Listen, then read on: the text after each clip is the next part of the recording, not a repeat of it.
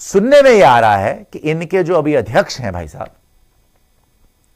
उनकी भी छुट्टी हो सकती है और इनको तो लात कभी भी पड़ सकती थी। सिर्फ इनको नहीं, शान मसूद को भी।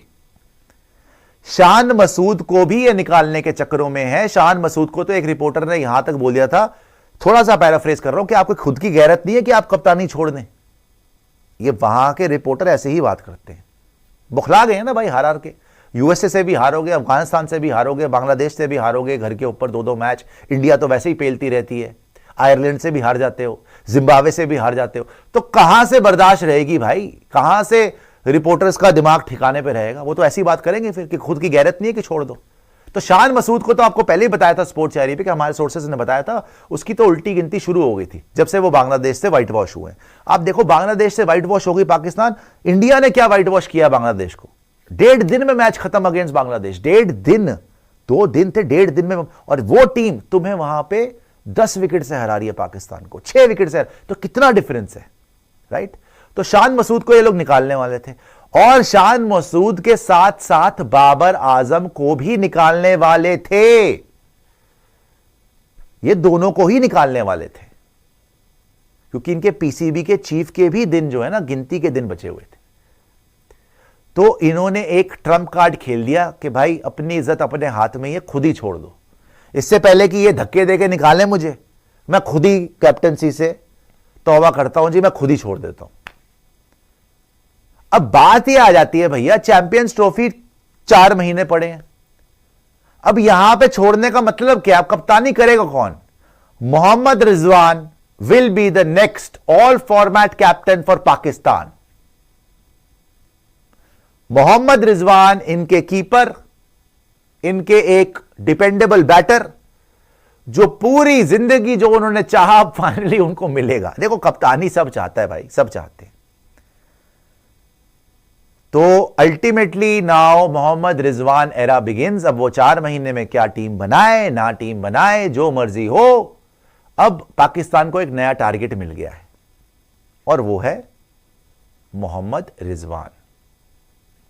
पहले इन्होंने शाहीन अफरीदी को बीच में ड्रामे करके रुसवा किया, इन्होंने बाबर आजम के छित्तर मारे, शान मसूद को छित्तर मारे, अब इनको टारगेट मिल गया मोहम्मद रिजवान। अबे जब तुम्हारे पास भाई साहब, जब आपके पास कोई बेंच स्ट्रेंथ ही नहीं है, जब आपका पीसीबी का चेयरमैन खुद बोलता है कि जी हमारे पास अगर प्लेयर हो ना 20-25 भी, तो भी हम सीनियर प्लेयर्स को उसी पहली फुर्सत में निकाल लें, पहली फुर्सत में निकाल दें हम, अगर हमारे पास बेंच स्ट्रेंथ। तो हमें पता ही नहीं, हम तो चैंपियंस लीग करा रहे हैं यहां पे, डोमेस्टिक टूर्नामेंट, उसमें से होप कर रहे हैं कुछ लड़के निकल जाएं।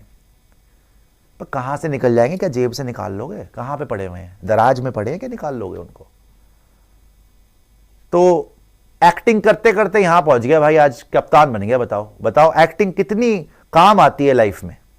Sometimes it's acting, sometimes it's cramp, sometimes it's over acting, sometimes आप कैप्टन।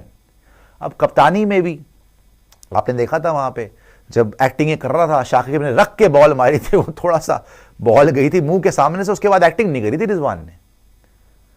अभी जो 2-0 ये हारे हैं बांग्लादेश से, इसके बाद की गाज गिरने वाली थी शान मसूद के ऊपर, और बाबर आजम की भी छुट्टी होने वाली थी, बिकॉज एक इनिंग में रन नहीं है। देखो, पहले टेस्ट मैच के बाद इन्होंने शाहीन को ड्रॉप कर दिया, नसीम को ड्रॉप कर दिया, बाबर को ड्रॉप क्यों नहीं किया? कौन से रन मारे थे उसने?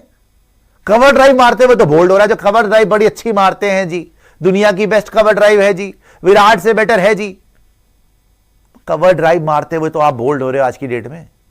बट स्टिल, जितना क्रिटिसिज्म करा है उतना जायज है। बाबर आजम को कप्तानी के लालच ने खत्म कर दिया था ऑलमोस्ट एज अ प्लेयर, लेकिन अब मुझे लगता है कि बाबर जिमजिम जिम्बा स्कोर करेगा भाई। उसके अलावा उसके पास ऑप्शन ही नहीं है, टीम में नहीं बचेगा अब तो।